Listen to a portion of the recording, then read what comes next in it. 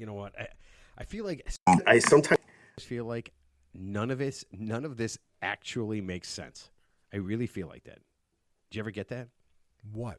Like everything in the world doesn't make sense. That's like the DNC. every time I get everything that we do. Yeah. I was driving. I picked up Jack from the airport like an hour ago. Yeah. Okay, and we get to the terminal, and they're doing construction, and it's just chaos. Yeah. I mean, absolute chaos. But everybody's doing the same thing. We're all just picking somebody up, so we all got to kind of move over. You want your person to come on over and do stuff, and then I see the guy. He's literally screaming at some woman and her children. Yep. To come to the car, and he can easily move over, but he's screaming at her. She's got 5 suitcases and like a 2-year-old and a 3-year-old. Yeah, nice. And at no point does he get out of the car to help her. Well, you know what my answer is to that? She picked him. She picked him. I was probably an Uber driver. Well, you know what I did? No, you know what Uber drivers were courteous. Linda! I didn't see it like that. It didn't seem like that because he was being specifically mean to her. Yeah, so he's probably obviously the spouse, you know. That's what it seemed like. So I told Jack, he's a cab driver. It was a regular car. So I told Jack, I said, throw your crap in the back. I said, and go help that lady. Oh, so that's nice. he ran over there, and he goes, do you need some help? And you know what she said? In a mean way, I thought, because we're all right there. Yeah. She goes, no, I don't need any help from you. Wow. Okay. Well, you know what? And I was like, you know what? You two deserve each other. I was just gonna say, yeah. I was just like, wait a minute. So I was at this kid who obviously just threw his stuff into my car. Yeah. He's as innocent looking as a 23-year-old kid can look. Nicest guy in right? the world. Yeah. With this guy yelling, she doesn't want any help. Yeah. You know what? What's the line from the Joker? You get what you deserve. You get what you deserve. So. I just feel like she did. I feel like she didn't deserve that. But then maybe she did. I don't know. But then she did. It was just weird. Yeah. I don't like. I've decided I like picking people up, but I don't necessarily like what happens when. Why are you throwing all the pens away? Those have been broken for a year. Yeah, this is only. We have 3 pens over here. Only one. Those are pen. 2 broken pens. Yeah. Do you need to write something down? Here, write with that. It's a kick-ass green sell marker. him that pen. Sell him that pen. Sell me that pen. Yeah, so I want to say a few months ago I was at a gas station randomly just gassing up, and there was a woman, and she was sitting like right outside the gas station. She had her phone in her hand, but she was sobbing loudly and uncontrollably. And you know what? You could tell right away it was some type of obviously domestic issue or something. Domestic. You know, because I mean, obviously she could have called the police. I mean, her phone was like it was one of those super large. But how do you know her mom didn't die?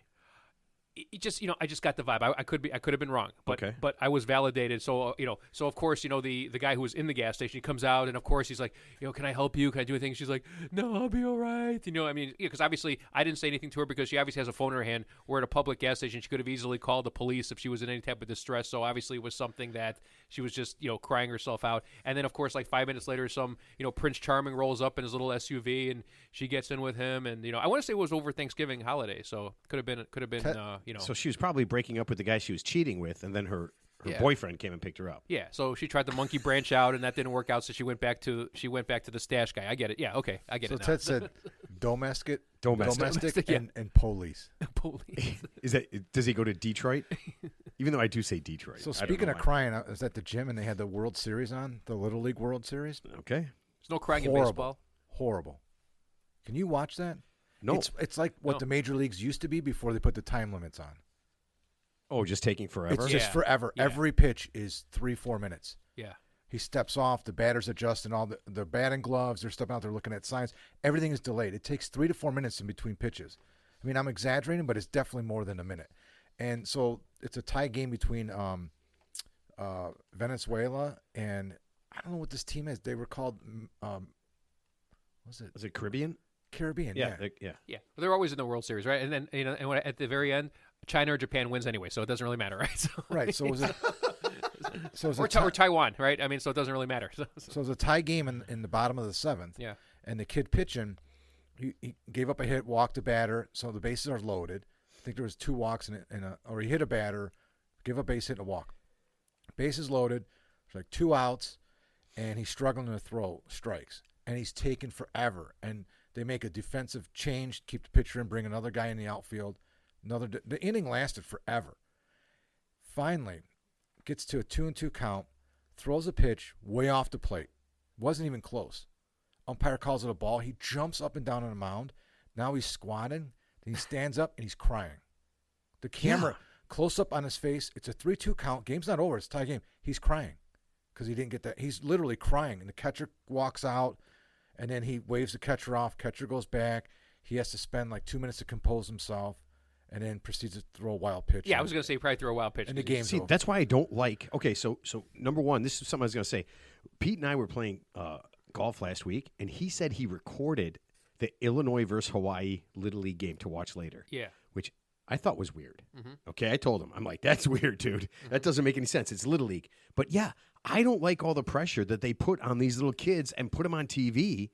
And then every once in a while, you'll hear like an announcer say something kind of negative about what he's a 12-year-old kid. Yeah. Right? See, I didn't have the sound on. I've been watching it without the sound. I'm guilty.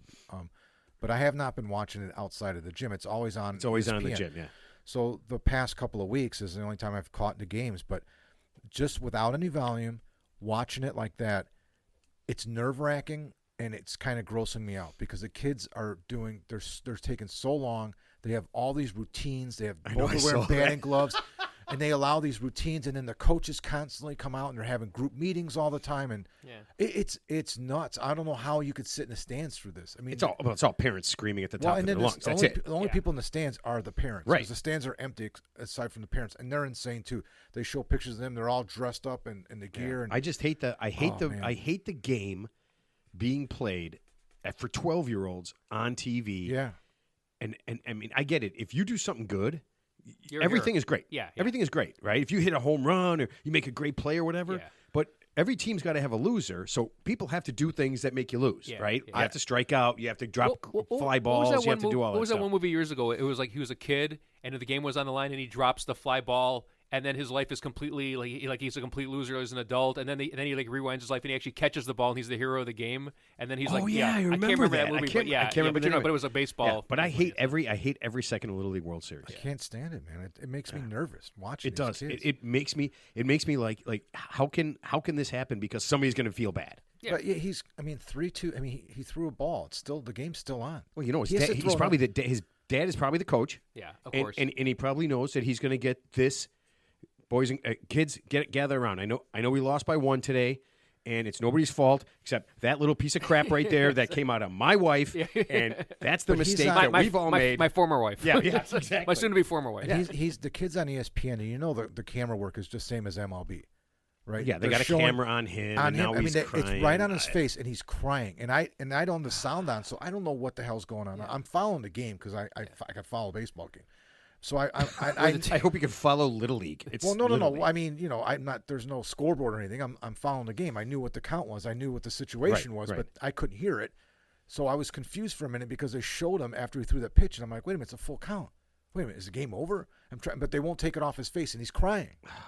And then they pan out, and they show. I'm gonna YouTube that to verify that. So. And you just see the coaches in there just mouthing all the bad words. What was the team? It was Venezuela. It was. Don't YouTube it. No, Ted, don't fall into that No, trap. I'm not gonna do it. No, I'm not. I'm not making this up. Yeah. No, I know. No. What I'm saying Venezuela is, don't won on a wild pitch. The next pitch is a wild. But don't give it credit. Don't give it credit by watching it. You're right. I don't want to. No, it's got to be all over. Yeah, I know it is. I'm not watching any of that at all. I feel bad for that kid. You know what? I hope he grows up and he runs a company and he finds a whole bunch of people he can fire. Why do you feel bad? So for that him? he can kind of get over that. Why do you feel bad for that kid? Because he's crying on TV. Throw strikes.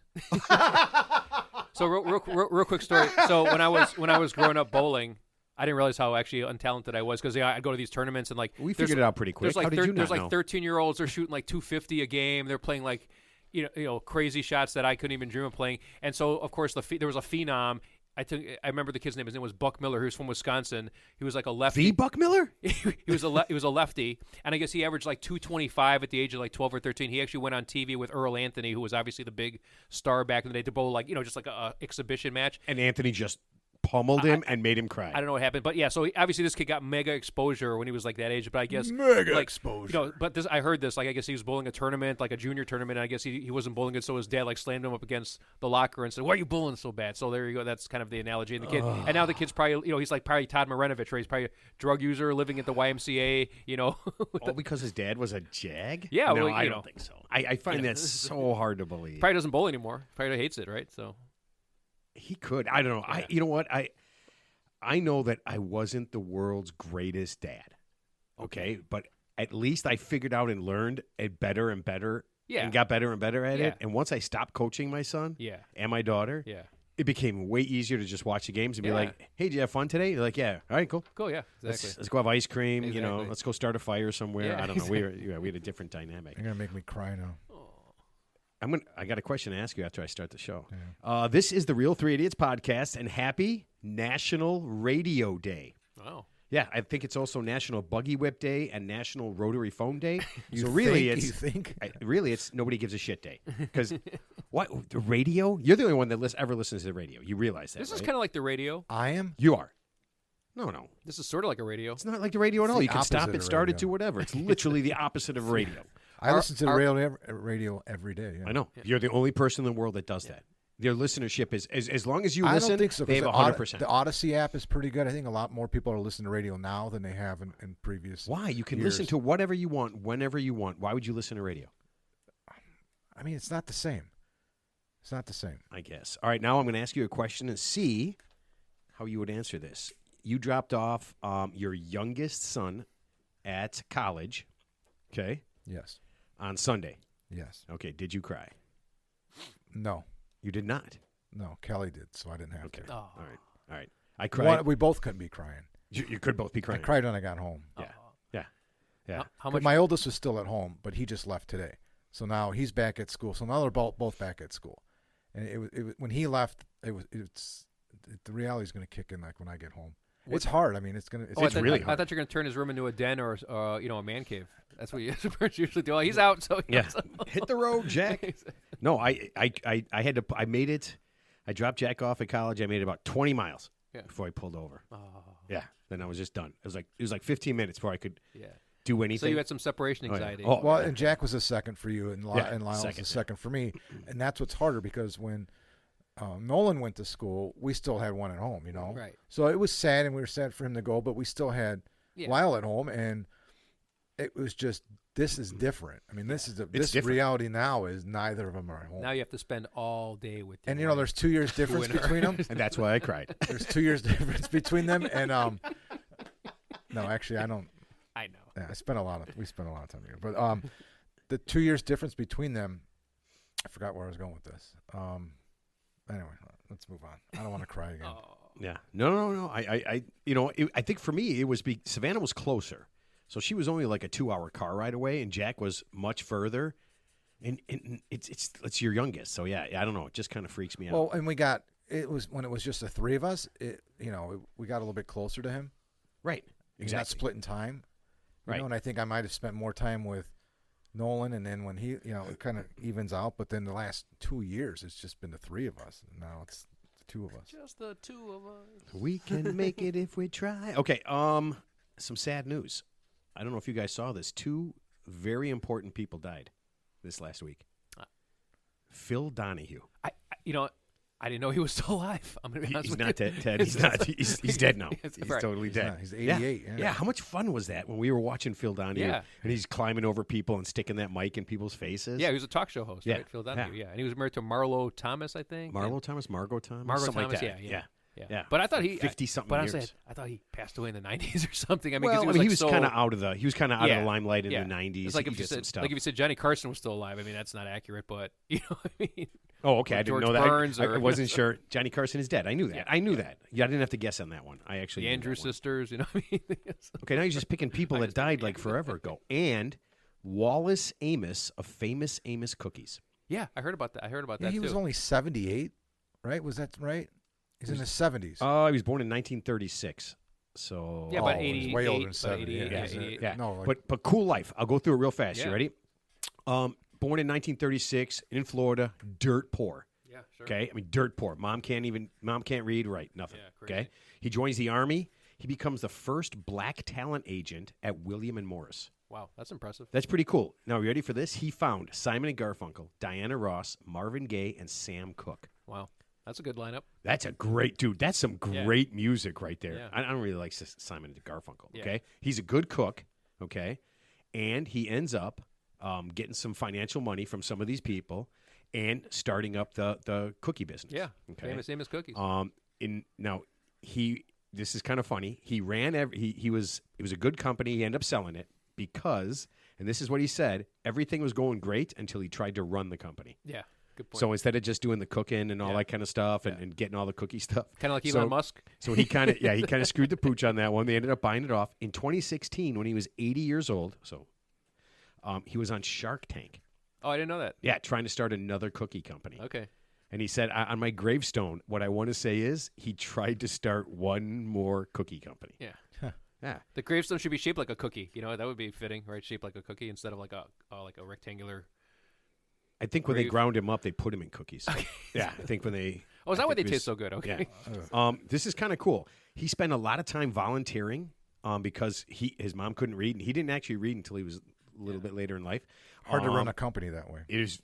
Well, I mean, he could. He started volunteering at Read to Me International, the YMCA, and the Literacy Volunteers of America, and was actually the group spokesperson for almost 20 years. Yeah, and he lived in Hawaii. They showed him because I saw the article where he passed away. They said he was living in Hawaii at the time. So he had obviously he had a good life. Yeah, that's a pretty cool life, man. I mean, when you grow up, no dad, mom, can't read or write, dirt poor, and he ran several companies. Yeah. So once he had to sell his company, he started some muffin companies and some other things. Yeah. That's pretty impressive. Entrepreneur, man. yeah. It's a long life too. Dude, that is a long life. And it's still at 80 years old. He's on Shark Tank. Yeah, that's pretty cool. Hustling, trying some more. That's really neat, man. Good for him. Yeah. I mean, when I saw that, I was looking to see, like when I saw Phil Donahue died, I was like, you know what, somebody else important. And when I looked up his life, I thought, man, that is a pretty cool life. Well, doesn't it come in threes? Like, with this celebrity deaths always come in threes. So do they? Yeah, I don't know. So well, somebody else died. Did the music died? Yeah, somebody else had to have died. So listen, real quick. Real quick on a side note. So Matthew Perry, obviously from Friends. Remember when he passed away at the age of like 55? Like, what was that, a few months ago? Yeah. Yeah. So I guess supposedly this guy had like a major ketamine addiction where he was getting like injections of this stuff, like mega doses of this, like 5-6 times a day. I guess his habit was like 55,000 either a day or a week, and I guess it was. I mean, you know what? You have to do Friends. You have to even if you wanted to quit Friends, you have to continue to do it just so you can have that addiction. All right, stupid question. What is ketamine? I think it's a tranquilizer. Yeah, some kind of drug. Yeah, I don't know, man. It's bad news, though. Yeah, I mean, is it something that they use to wean off of? It's not like the heroin. No, you're thinking of. Oh no, I know that. No, I don't think it is. I think it's a different thing. No, I know it's not the drug that gets you off of heroin. No. But isn't it something else that they could prescribe to you in lieu of like drinking or something? Yeah, you know what? That does make sense, isn't that? I think that is the thing. Remember, I think we talked about that. Alcoholism. I think the doctor will give you a low dose prescription of ketamine, and it fights the urge or something. But you can get addicted to it too. It's right? a dissociative anesthetic used medically for induction and maintenance of anesthesia. Also used for treatment of depression and pain management. Depression, okay. Yeah, that's a lot of depression. Man. I mean, sometimes, and I still every time I see a drug commercial, I just see all those negative things, and it's just like there's got to be a better way than just pumping yourself full of drugs. There has to be. Well, that's like beyond pumping yourself full of drugs. No, that's exactly what he was doing. He was literally pumping himself full of drugs. Yeah. Yeah. And the girl they busted, what was it? The girl they busted who was supplying him, they called her the queen of ketamine. Yeah. Yep. Which, I mean, listen, there's got to be people who are using it, so there's got to be people who are supplying it. That's got to be a pretty cool title. She's got to be proud of herself. Yeah. Like Aretha was the queen of soul. Right. She was the queen of... Exactly. Okay. Exactly. Well, it's like saying you're the queen of fentanyl. I mean, it's probably nothing good's going to come of that. But you're still... Right? That means you're the number one. Yeah. You're the number one fentanyl dealer. Number one target of the DEA. So I mean, you got it. ATF. Well, yeah, but I mean, surveillance. I mean, when you wake up, I mean, here, the greatest baseball player today, whoever he is, right? Yeah. He wakes up every day and he's like, I'm the number one baseball player. I feel so good about myself. And when he walks down the hall, people are like, you're the number one baseball player. I mean, if you're the queen of ketamine, you're like, hey, you're the number one ketamine dealer. Barry Bonds is retired. Yeah. You know, I mean, it's got to make you, I don't know. I mean, even bad guys got to feel good, right? Absolutely. I have no idea. You would know.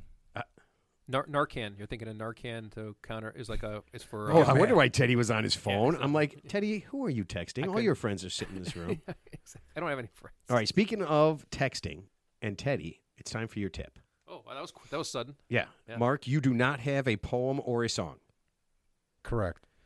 It's because we have a guest, and we want to let the guest Give them the floor. Sing?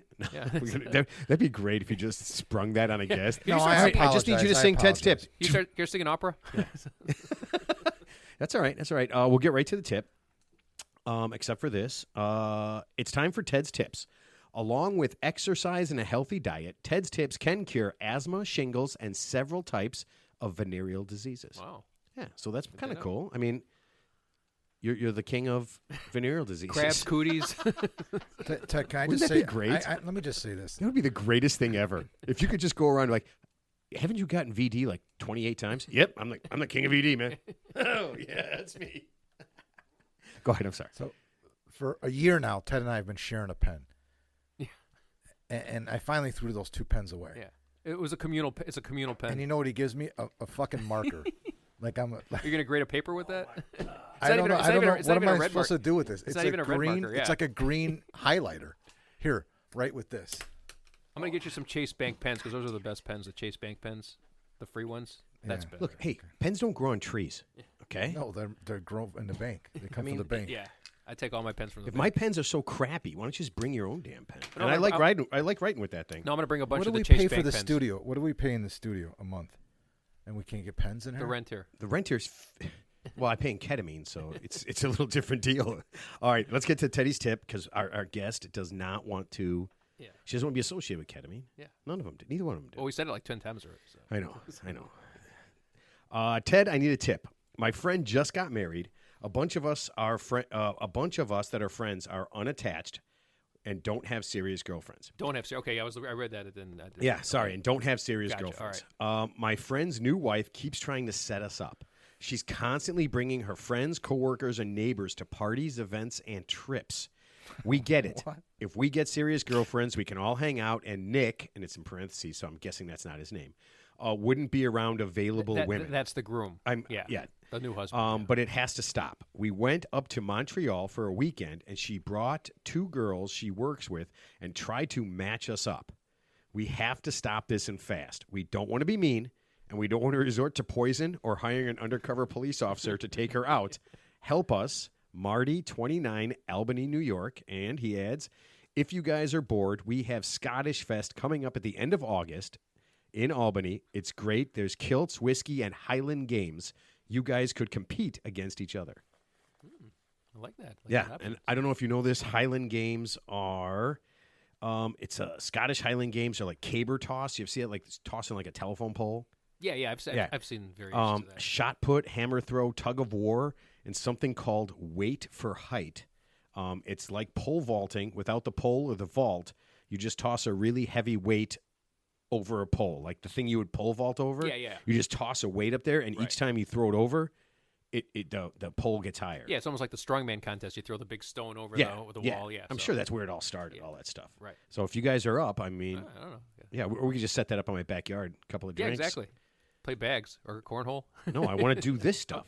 I don't want to do any of that. Throw That's stuff over your neighbor's fence. Throw Yeah, like yeah, I wanna kettlebells. I Throw wanna- kettlebells over your neighbor's fence. you know what we can do. We can get like different animals and stuff. We can just throw them around. I love that. All right, Teddy, help this guy All right. who doesn't want to be set up anymore. Yeah, so these guys, I mean, this is kind of a far out tip. I mean, I couldn't think of anything too crazy, but just I would basically kind of let it be known, maybe not directly, but indirectly, like, hey, we're exploring our sexuality, which means that it was just code for we're not really into women at this time, so we're going on a guy's grab ass type trip to, maybe expand our So we horizons. have a gay orgy. So we're not stop gonna, bringing we're not girls. gonna say gay. So orgy. We're so not gonna say gay you're orgy. you're telling me that you're gonna tell these guys to say to her, hey, listen, we're not sure where. What if she starts bringing dudes? We got each other. We already got my friends. And so let's say one day you show up and you dress a little flamboyantly. Say you're wearing like a seashell necklace, some hot pink hair, studded dog collar, have some Village People soundtrack in the background. And then you just give her the impression that, hey, as of right now, we might get into women at some point down the road, but as of right now, we're just exploring each other. If you know what we mean, Kimasabi. Okay, but what if? Okay, so what if they're out and she doesn't bring anybody with, and there's attractive women there, and they want to go hit on them? Yeah. They can't. Well, you got to stay in character, of course. It sounds like she's more worried about her husband being around. Sounds like an insecurity on her part because she mentions that the husband, Sure does. Nick, she wants to set up single women with her friends, so they take the attention away from potentially going out with Nick, who must be a chick magnet. I'm guessing. I guess Nick is so desirable that every woman is going to banging everybody she knows. Is going to steal her. Nick's going to steal. Nick's going to basically go wander off the reservation with a single female acquaintance. Can't say really that. can't say that. Well, I mean, it's just a figure. Wander off the grid. Yes, we know it's a figure of speech. Wander It's a racist figure. Wander of off the speech. grid. You really got to. You really got to save that one. Save that one for your family parties. Yeah, wander off the grid. So you're saying I just don't see how that's a positive thing. Because if she's that into it, then she's not going to let her husband hang out with those guys because she might believe that those guys will turn her husband gay. I mean, either way, this doesn't work. She has to just stop doing it. How are you going? I mean, I don't think faking gay is a good idea for anything. Yeah, I really don't. Well, I mean, of course, the simple answer is the direct approach to say, hey, we appreciate your help. We're currently, you could just say this, hey, we're currently on a few dating apps that, unbeknownst to you, and we're actually talking to other women that we're interested in. So your friends that you're bringing to us, we appreciate it, but we don't need them at this time because I'm already talking to somebody, and she doesn't need to know who you're talking to. So she you don't think she's going, who are you talking to? What's her name? Just say, just a woman I met on a date. I met a woman on Hinge. I met a woman on Match.com. Her name's Becky, so I'm talking to her. Yeah, maybe I'll bring her around one day, but as of right now, but I appreciate you bringing around your friends, but I already have somebody I'm kind of cultivating at this moment. If you want to stick with the straight, heterosexual act, so. You know what? I like that you can stay straight. Yeah. Or you can go the other way. Yeah. You can go the other way with it. Doesn't this just seem weird? Like she's setting him up, and Nick and the guys are just supposed to, Yeah. It just seems unreal. It's like a sex ring. She's bringing women around to introduce. I mean, I don't know what's going on. Well, so she sounds like she doesn't want her husband Nick to hang around with these two guys, or like only if they're couples. Like sounds like she wants his friends, Nick's friends, to get a woman, and they could have like a couples get together. I think it sounds like she doesn't want her husband hanging out with his guy friends. Yeah, exactly. Unless it's like doing with guy stuff. Yeah, unless it's in the confines of couples, dates. She's crazy. Who in her right mind would do this more than one time? I think it's more common. And then you go on a trip, and she brings girls just for the intention of you need to meet them. Yeah, and date them and marry them. That one seems a little weird because if you go on a trip and you don't know who's you know who's going, and then two random people show up, don't you almost feel like? I mean, don't you kind of have to entertain them, kind of? How about this? Yeah, mind your own business. Well, I mean, you don't want to. I think mind your own business. It's not her job or her business to. Right. Obviously, that's the easy answer. But then the problem is, then you create tension between because then then the wife doesn't like Nick's friends. Nick, I don't want you going out with those guys. And then Nick can hang out with his friends, and that breeds resentment. And who knows what Nick's going to do after that? And I don't know. Well, are you saying he's going to like flip out? No, I'm not saying he's going to flip out. Maybe, but I'm saying like maybe because she keeps him away from his friends, that does breed resentment, and that could materialize in their marriage at some point down the road if she becomes overbearing or controlling. Plus, it's going to get weird. Every single person she knows, she tried to introduce to. Well, sounds like she knows a lot of people. Sounds like she knows lots of women. So. What did he say? He said friends, coworkers, and neighbors. She's running through everybody she knows. She's going to run out of people. Eventually, she's going to sign them up for Tinder and stuff like that. And maybe she'll just go with dudes then. Yeah. Maybe she'll just go that way. Yeah. If you don't like, I brought around 100 girls. If you don't like them, I'm running out of friends now. I got to get my cousins involved, my single cousins. Yeah, put those guys on the Bachelorette show, right? Like, isn't there like a Golden Bachelorette where like there's like 10, 12 guys or 20 guys vying for the affections of one? That was for like old woman. People. The Golden Bachelorette. Yeah, the Golden Bachelorette. Yeah, but I mean it's like the same concept. The Bachelor, the Bachelorette. Why would you say the? Why don't you just say the regular Bachelor? Yeah, the Bachelor, Bachelorette. Why'd you have to bring up the Golden? I couldn't think of anything. Are you assuming they're older? No, but that's the most recent one that's being advertised as the Golden Bachelor. But yeah, of course I think there's a regular Bachelor one too. So, you know what? I would wonder here. So I'm going to ask our guests before we get started. Let's see, Valerie, Heather, have you guys ever had someone constantly try to set you guys up when you were single? You ever had that happen where that was just like a constantly annoying thing that they did? Well, I didn't want to have any part of this conversation, so I don't know how to answer that. Okay. Sounds like Nick's going to need some new friends. I'm not endorsing Ted's advice, and neither am I. Highly irregular. I don't know. I've been with the same person since like college, so I haven't really had to deal with the whole people setting me up thing. Heather, do you have anything you want to add? I'm in the same boat. I found my husband in college, and there you go. All right. Together a long Yeah. time. Well, Good just deal. so you know, that's Ted's We're answer for boring. everything. We're boring. We don't have like active dating lives. Sorry, we can't Yeah. contribute. No, Oh, no you worries, know no what? worries. And neither do we. So that's why when Ted gives dating advice, it's always great because it literally comes from a place of no knowledge whatsoever. Right. Yeah. Yeah. Yeah. My only dating advice is dating sounds awful. Don't do it. Like that's my advice. Well, and Ted's advice always goes to just pretend you're gay. It It always is- ends up. Just for Marty. Yeah, there is an overwhelming theme of poison, hitmen, and then pretending that you're gay. And it was weird because one of them was about a terrible gift from the grandma, and we couldn't figure out how pretending you're gay would get you a better gift from your grandma. So yeah, it gets a little strange. It really does. All right, just so everybody knows who we are talking to, our guests this week are from the United States of America Jigsaw Puzzle Association. We have two members of the board, Valerie Coit and Heather Mueller. Ladies, welcome to the show. Welcome. Welcome. Thank you. Yeah, we're excited to be here and share our love of jigsaw puzzles. And I got to be honest with you, I up until about 2 months ago, maybe 3 months ago, I had no idea that there was competitive jigsaw puzzling.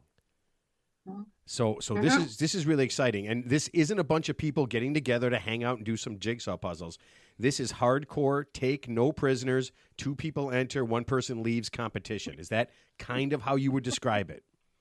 Well, it's not a cage match technically. It's not that intense. Not yet. Puzzlers are notoriously very friendly in competition. We have a saying that we're mostly competing against ourselves and our own strengths and our own weaknesses and trying to kind of better our jigsaw puzzle speed as we go. So not so much that we're competing against other people. Obviously we are, but it's a very friendly community. There's not a lot of 2 men enter, 1 man leave kind of situation. So it's like golf. We're competing against the course. Yeah, Right? yeah, exactly. You're You're- competing against a puzzle, Yeah. I would say, primarily. Okay, and to give a little background, let's see. Valerie, you've been a professional puzzler for almost 25 years. Is that right? Well, I wish I could say, I joke that I'm professional because I give workshops on how to do it and on how to speed puzzle. Most people understand how to put a jigsaw puzzle together. I think it's fairly obvious, but yeah, I've been doing speed puzzling for a long time. I don't unfortunately get paid for it. That would be nice if any big sponsors are out there listening and want to start paying people to speed puzzle. That would be fantastic. Hasbro, we're not whatever the quite big, at that level of sport yet. Okay. It's getting All right. there. And Valerie, Heather, you've been speed puzzling since 2018, and you are actually going to, and this is crazy, in the middle of September, you are going to Spain for the World Jigsaw Puzzle Championships. Is that right?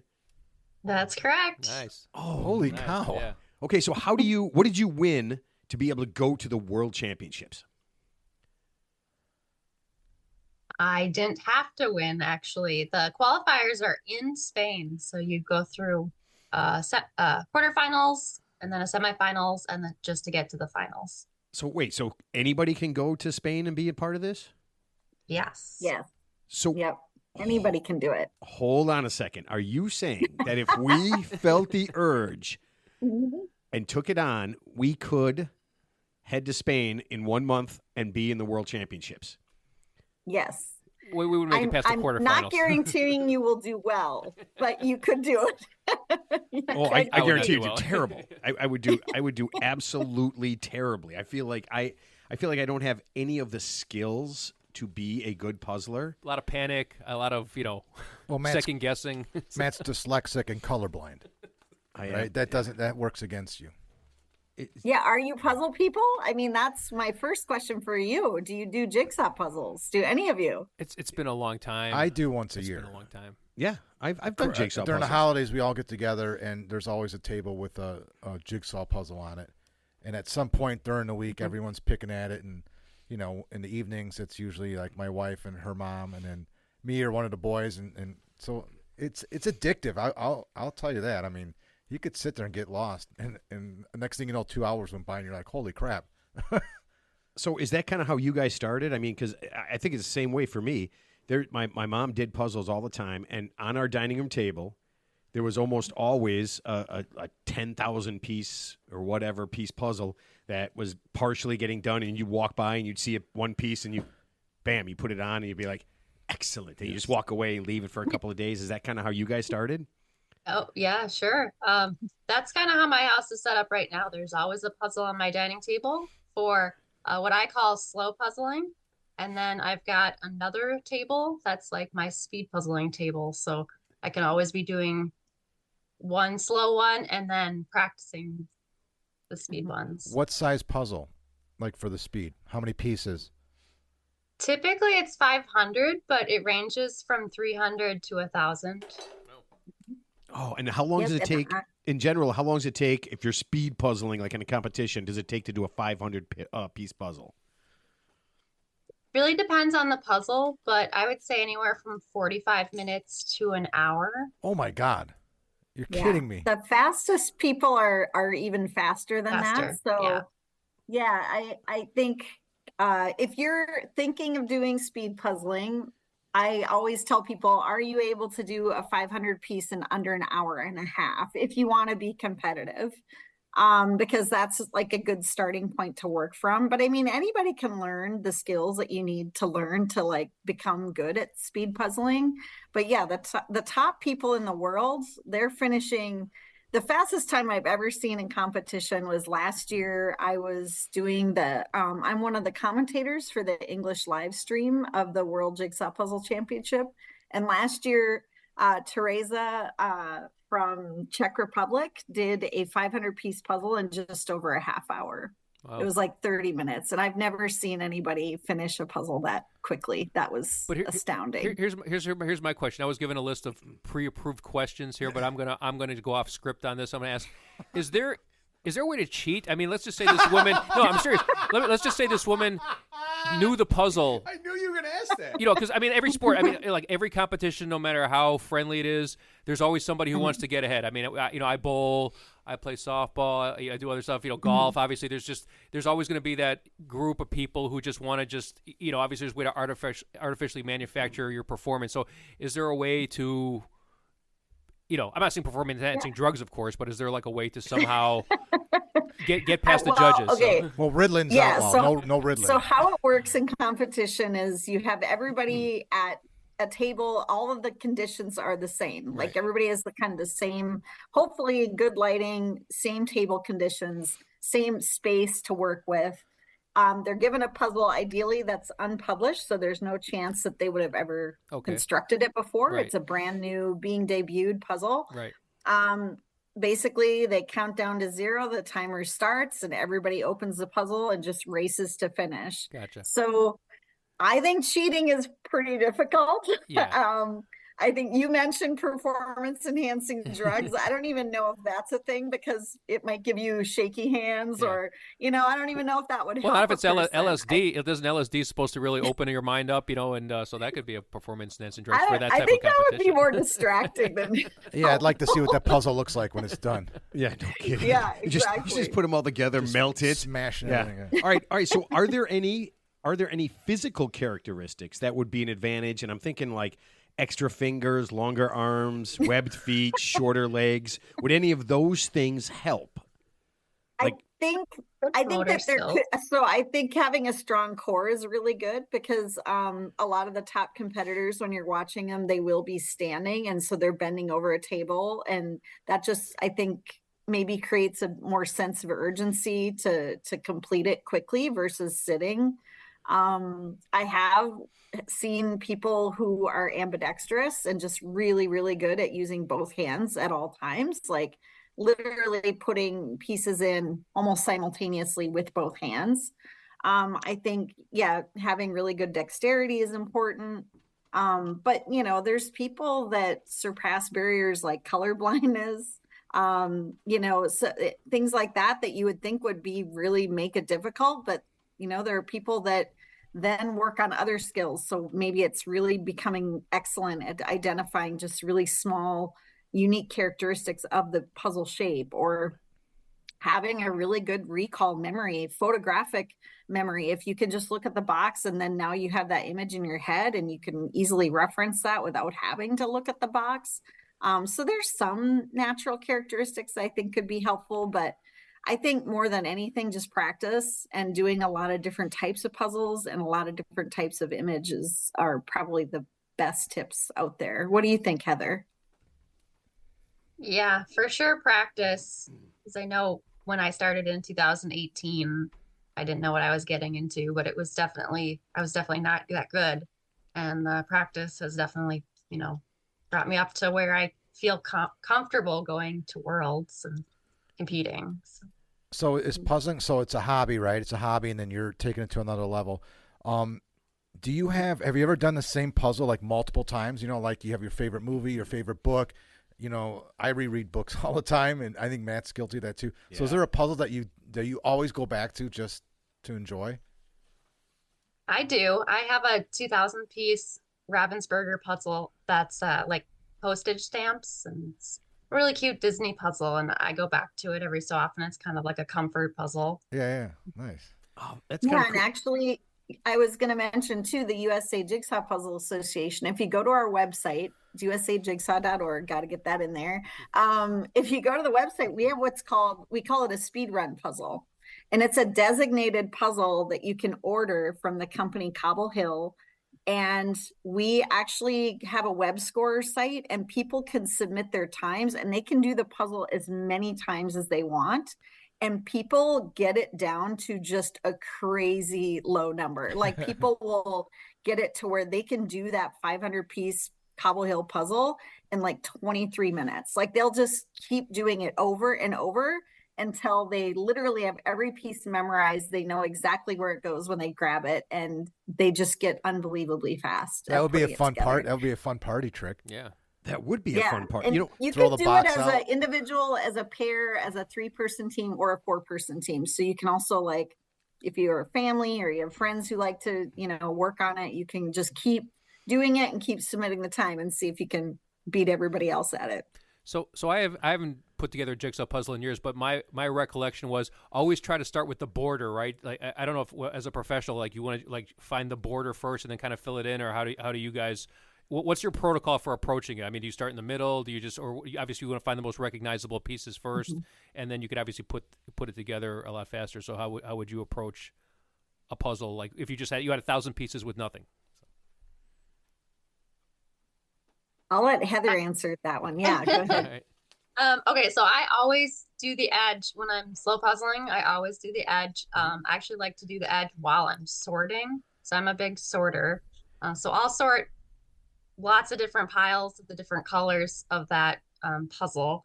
And then I'll kind of just do the edge at the same time. It kind of makes the sorting a little more fun when you're like putting a few pieces in together. But with speed puzzling, you don't always do the edge.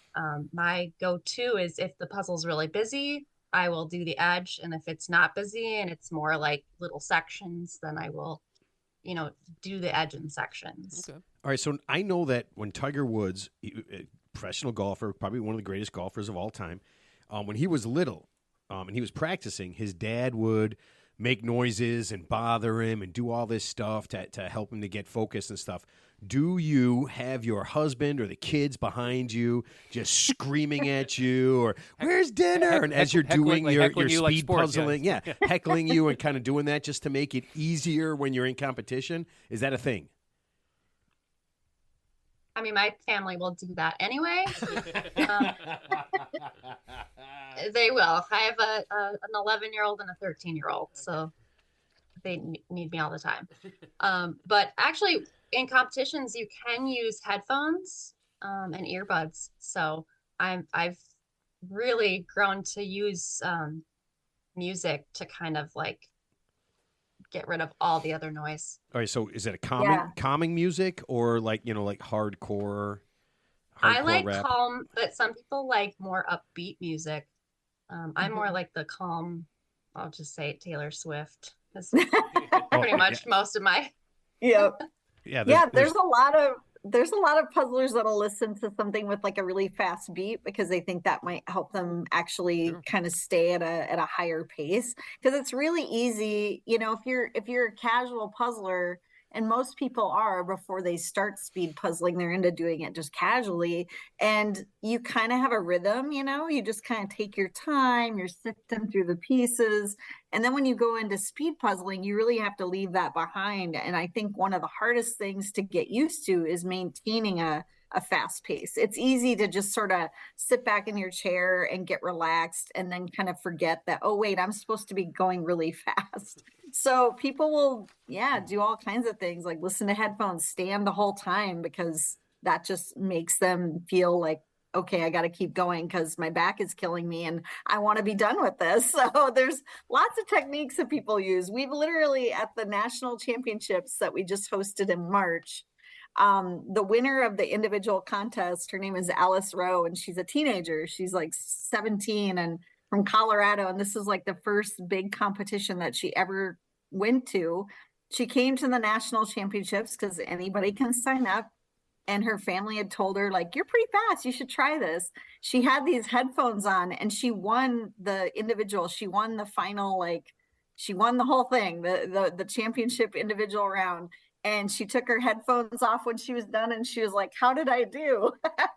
And meanwhile, She was in the zone. She was in the zone. Yeah. And everybody's standing around her table like, you won, and like freaking out. And she had no idea because she had these like noise canceling headphones on with music and just wasn't paying any attention to what was going on in the venue. Meanwhile, like while she's getting close to finish, the crowd is getting louder and louder and everybody's like noticing like it was really close between her and one other competitor. And so there was a lot of noise and disruption, but she just tuned it all out. Yep. Wow. That is awesome. All right, now let's do this. If I'm like a tiger mom and I'm raising a child and I want them to be the greatest puzzleist of all time. All right, so I want you to think about this. If I started somebody young and I said, this is your track, you're not going to play baseball or football or volleyball or soccer. This is what you're going to do. What things would I need to beat into them and force them to do in their training so they would be great puzzlers? Like what kind of things would I want to start with very young? Oh boy. Well, officially they call it disectologist, just so you know. Like that is the official word for a person who does jigsaw puzzles. Wait. So you're hold close on. with puzzleist, but it's disectologist. Like dissect a frog? Yeah. But yeah, I don't know. I mean, that is a good question because it's not unheard of for us to have folks that contact us as an organization and are like, hey, my kid is really good at puzzles, really likes to do puzzles. Like, are there things I can do to kind of nurture a speed puzzling, kind of phenom at some point potentially?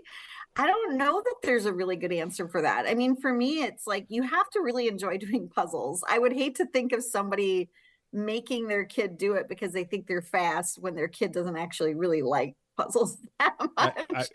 Valerie, I I think you're missing most of children's sports. I don't think. Well, yeah, I think you have not been part of children's sports at all because maybe Heather can answer better than I can. You have children. I'm childless, so okay. I don't know. Heather, you've obviously forced your children to do things they don't want to do. Sports. No. Yeah. Okay, so what would be some things that a young person could start doing if they're just like, man, this is really cool? Because I was on YouTube and I'm watching the nationals and I'm watching the world championships and I'm watching everybody do this stuff and it's pretty cool. So I mean, what could be something that if somebody was interested in it, you would say, hey, these are one or two things that would really make them a better disectologist. Thank you. I mean, the obvious one is just you have to puzzle. The more they puzzle, the more they're getting used to it. There are some kids that compete in Europe that are very, very good. And they compete with adults in some of the events. They're not old enough to do the individual event, but they compete as pairs and teams because they have gotten to that point where they've done so many puzzles that they can compete at an adult level. So they do exist, but just puzzling in general. I know my kids, they don't have the patience to sit through a puzzle. I've gotten them, they each have gone through one competition apiece and they've felt the feeling of winning and they still don't want to do it again. So Now, you guys talk about this all individual stuff, but there's teams where teams of 2s, 3s, and 4s do the puzzling, and I got to figure that that's pretty wild. You had to have seen some really cool stuff during these things, and I'm guessing that when teams lose, when it's team stuff, there tends to be a little bit more yelling and screaming. Have you ever seen any teams like after a loss just absolutely melt down and just lose their minds? No, not really. I mean, I think too, one of the things that's interesting going into it is like if you're practicing with your team, like you kind of know about where you stack up because you can literally just go and get the puzzle that you see online that they did and then test yourself and be like, hey, how did we do by comparison? So I don't think anybody really goes in and gets this like crazy surprise results. Maybe if you're going to like a local contest or something on a smaller level where it's going to be lots of people who are trying this for the first time, I think that happens where people go and they just did it as a lark and then they get there. And that's how my team got started. Like we did it for the first time and won our first contest. And then we became addicted to the rush of winning. And none of us were athletic. So we were just like, oh my gosh, you guys, we're good at a sport. This is incredible. So we just got super excited about it. But yeah, I think most people kind of know where they're going to. Yeah, sorry, go ahead, Heather. The biggest drama I can think of is when pieces are missing. Because there's 4 people in there, there's 8 hands. There's just always ends up being a piece on the floor, a piece missing that we're all like frantically searching for in that last few seconds of being done. Always check the couch. Always checking the couch. So I have a non-competition question because my family's been doing puzzles for a long time. Not my immediate family right now, but my grandmother always had a puzzle out, and I know my mother-in-law always did puzzles, and her mom did puzzles. So we have all these old puzzles. It's like they never threw them away. Some of them got donated, but you don't throw a puzzle in the garbage ever. It's like a book. You pass it on or you donate it, right, to Salvation Army. But my mother-in-law still has like a bunch of old puzzles, and my mom still has a bunch of old puzzles from when she was a little girl that she did with her mom. So are there classic puzzles that actually have value or that are rare? Or that are super popular, or I mean, can you break some of that down, like like classic puzzles? Yeah, definitely. I mean, there's a lot of people that collect puzzles, and there's a lot of, especially older puzzles too, because those can be just hard to find. And so, there's different series of puzzles that used to be, produced and still are. Like it might be a particular artist or a type of art, and so. People, they collect those. I've done all kinds of different types of puzzles. Like you can do what's called push puzzles. And those are some of the earlier puzzles because they didn't have like the kind of little knobs and the connecting things. It was more like everything was kind of smooth lines. So you just kind of pushed the pieces together. So there's those types of collector puzzles and older puzzles. I mean, there's just a ton of options out there. I think if you go on eBay, you'll get a good sense of like, what is collectible or what are people potentially looking for. There's really expensive puzzles that are like wooden puzzles. If I go to the thrift store and I see a wooden puzzle on the shelf, I'm getting it because usually it's priced at like $5 or less. But in reality, those sell for anywhere from $50 to hundreds of dollars, depending on the brand and whether it was hand cut or laser cut or, so you can really, there's a giant world out there of jigsaw puzzles if people are into it that they can start to look into. And just, I would say too, now since the pandemic, jigsaw puzzles have really exploded. And there's just so many cool new brands out there and art that if you have like a really niche interest, you can find art now or a puzzle that will like cater to that, I feel like. Yeah, so would you add anything to that, Heather, as far as like collectible puzzles or? I think Yeah. more brands are doing like series of puzzles. So, like Ravensburger has their cozy brand, and people try and collect all of those. Or, like Dean Adams has McAdam. Yeah, he has like a series of puzzles, and I like to try and get all of them. So, Yeah, so this actually Yeah. this conversation reminded me. I was reading like a few months ago. I guess like, there was just a guy, and he wasn't a puzzler, but he was going to Costco, and he was buying a special type of puzzle, and because I remember it was a puzzle that they sold at Costco, and he would buy like a whole pallet full of them, and then like resell it on Amazon. So obviously that was a very popular. I can't remember what the puzzle was, but they did mention that the specific item was a puzzle that he bought. And he would buy he bought like he just bought it all out and then would resell it on Amazon. I see he made pretty. No, good I money mean, doing it. Well, yeah, I could see I that. don't think it's- recommend that, Yeah. but I do. I do know there's like there's a lot of difference in different countries too. So there are people in the States that like buy through third-party sellers to get puzzles from Europe that aren't available here. Like And bootleg puzzles. they're not No. really bootleg because they'll be like a major brand, but like Ravensburger is a global brand and they have offices all around the world. And there's artists that they work with in Europe that aren't licensed to necessarily sell in the United States and vice versa. So people from around the world will be like, well, I want that Disney puzzle that they only sell in the US. So then they'll like arrange for someone here to like buy it and then ship it to them. And then they pay that third party seller. So there's a lot of that kind of thing that I know goes on because of just what is available in the different countries. Well, You know, I know it's gotten popular because there's a store like in the malls. It's a game store, board game store, and the puzzle section. Like since COVID, we noticed it because we go to Mall of America once a year when I'm in Minnesota for the holidays. The puzzle section in that store is like twice as what it used to be, and it's all like recent like television shows and board games that they're turning into puzzles. I mean, it's a growing industry, I think. I mean, when that board game store, we looked at it and we're like, holy crap, they got a puzzle for like almost everything now. Well, here, I'll give you some numbers real fast. Professional puzzling is a $2.6 billion sport per year. 40% of the adult population does at least one puzzle a year. And this is wild. In the UK, 63% of adult people do a puzzle. And I did not know this, I had no idea, 1.8 billion puzzles are sold each year. I'm guessing, Valerie and Heather, you are part of that 1.8 billion on a pretty high level. I mean, I'd like to think so. So how many puzzles do you I buy? don't know. How many puzzles do you buy a year, you think? Oh, I don't buy as many as I used to because I don't do as much of the speed puzzling anymore. Now I'm a commentator. Now I just observe and I comment on things. But I mean, Heather, yeah, a lot of speed puzzlers are very active in trading and swapping puzzles too, just so you know. It's like one of the ways to make it sustainable is you find other people that also like to speed puzzle and you just kind of trade each other's quantity of stuff so that you're not going broke buying puzzles all the time. So, Heather, are you going broke buying puzzles all the time? Probably.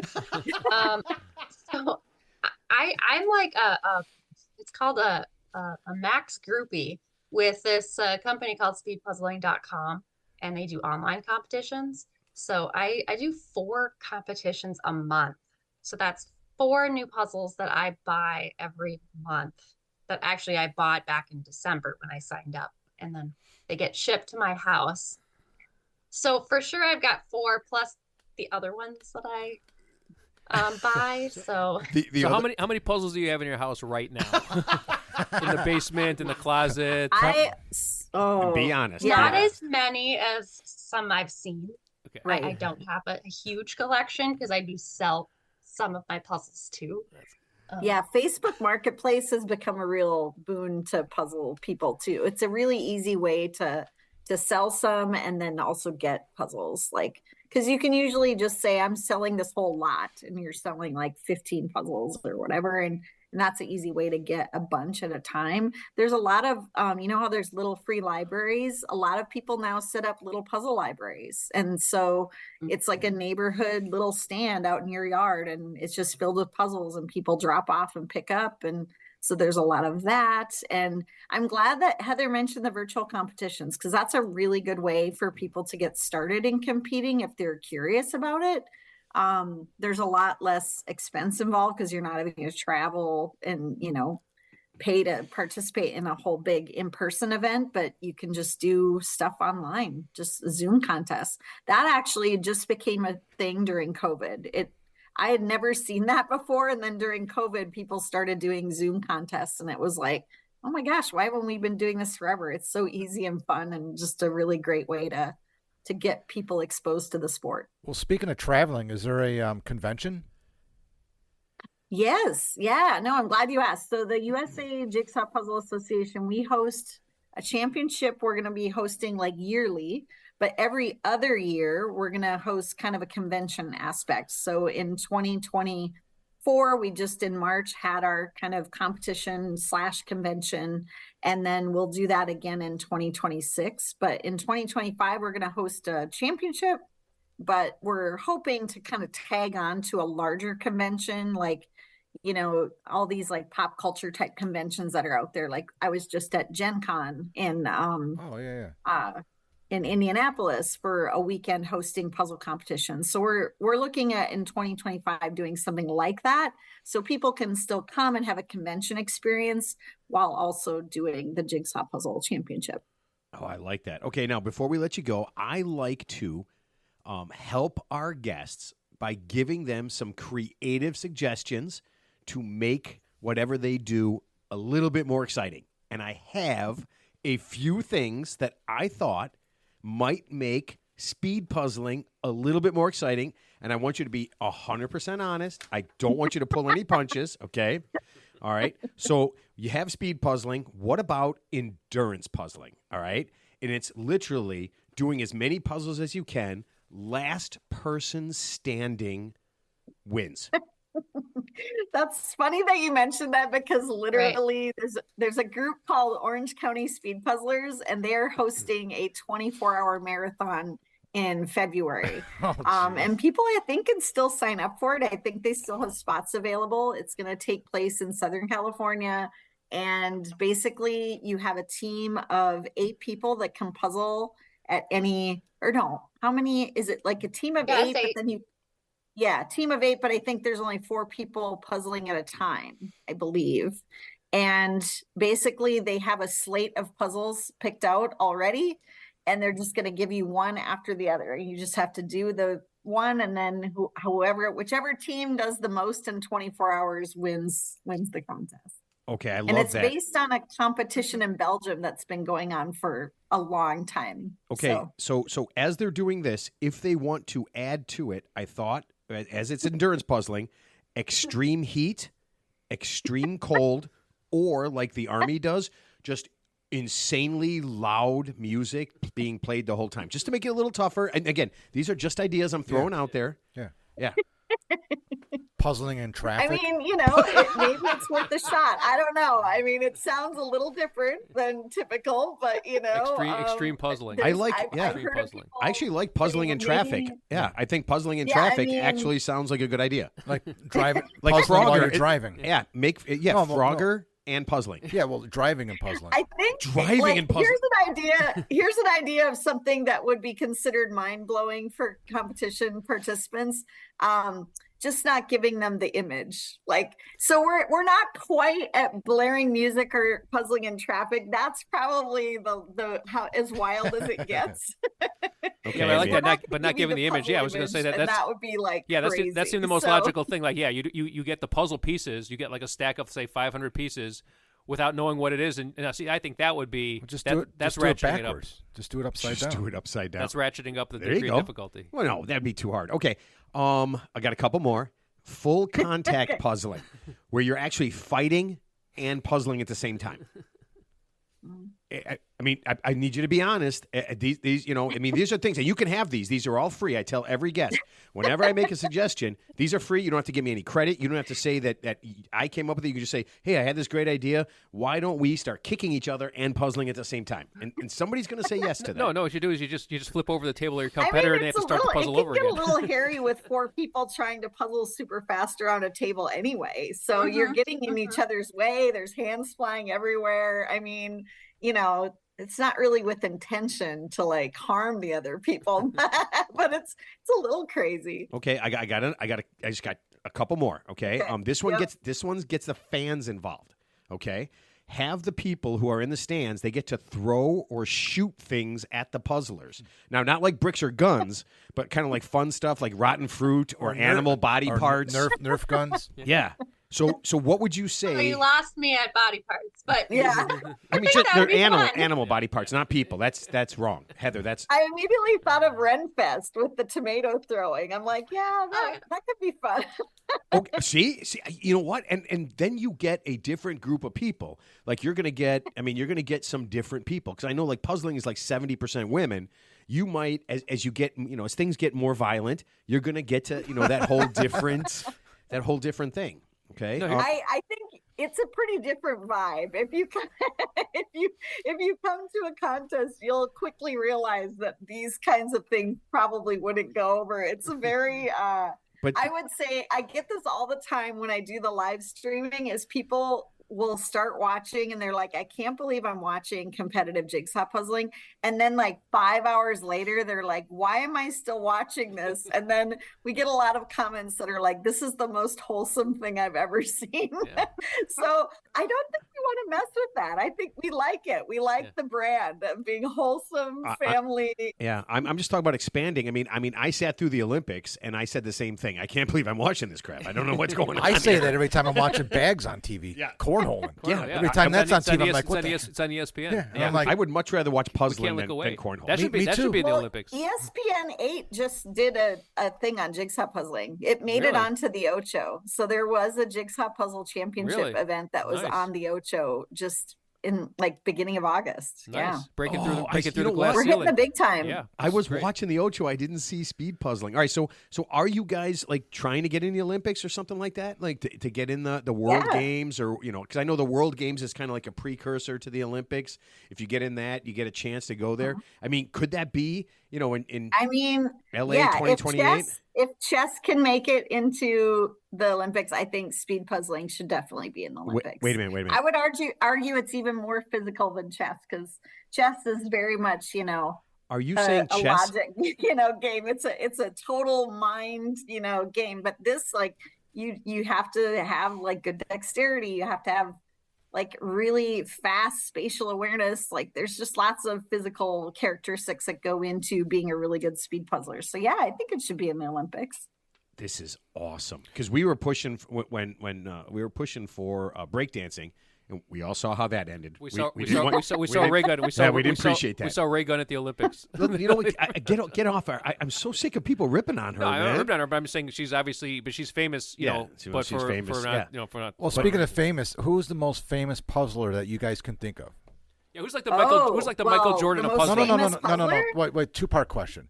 Like globally? Celebrity that we would all know who's like a puzzler. You know what I mean? Like Robert De Niro's like addicted to puzzling, and then like what Ted just said, who is the most famous puzzler in the puzzling community?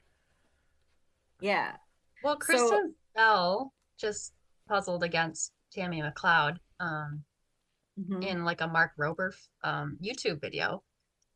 So we know she's a big puzzler. Yeah. So Kristen Bell, Ron Swanson from Parks and Rec. Oh yeah. Megan Mullally, and why can't I think of his actual name? It's not Ron. Nick Offerman. Nick Offerman. Yeah, they're also really into jigsaw puzzling and post on Instagram quite a bit. So you know what they do when they finish a puzzle? They will dress up as the characters in that puzzle and then take a picture with the puzzle. Oh, really? Yeah, very weird. Very cute. Yeah. Okay, see, now it's funny. Valerie said it's very cute. I immediately thought it was really weird. They're pandering to their audience, that's all. The most famous puzzler, if you ask like the most famous puzzler, I think everybody in the speed puzzling world knows who Alejandro Clemente Leon is. He's the fastest jigsaw puzzler in the world. He's won all 3 of the world championship competitions, and it's if you watch him and you see him puzzling, I tell people this all the time, and it's totally true. He's moving so fast that you feel like you're watching your YouTube video at like 1.5 speed or like double speed, because it's just incredible. Like he's impressive. He was just featured in a New York Times article. They just did a big feature on speed puzzling, and he was in there. He was photographed, and they interviewed him, and he's a genius at speed puzzling. Hey, we all got to be something. Yeah. Yeah, I'm a genius at nothing. So yeah, you're not exceptional in any way. I am unexceptional. Yeah, people are just like, look at you. You walked all the way here and you didn't fall. And it's like, that's a nice shirt you're wearing, by the way. Yeah. You put that on forward just like you're supposed to. All right, ladies, thank you so much for being on. And a reminder to everybody: go to usajigsaw.org. Or you can just Google USA JPA, and you can find the ladies on there and all the cool stuff they got going on. There's an Illinois competition. The Illinois state competition is actually next week, I think. Yeah, the 30th of, and there's actually a lot of state competitions coming up in the next couple months. But yeah, and you know what? It's literally 5 miles away from where we are. Well, I'm going to the Minnesota State Fair in a week, so they might have something set up there too. I think theirs is in a couple weeks. I think Minnesota. Yeah, no, Minnesota State Fair starts this week, Thursday. No, it starts on Thursday. I'll be there opening day. We'll be there. Yeah. Oh, go to the puzzle twist booth. Yeah, that's what I'm saying. I've done that before. Yeah. No way. You guys are going to be at the. Wait, are you guys from Minnesota? Because they're from Minnesota. Yeah. Oh, you are? Yeah. Oh, I didn't know that. No, I'll be there. I'll be there on Thursday. I have tickets already. Yeah, No way!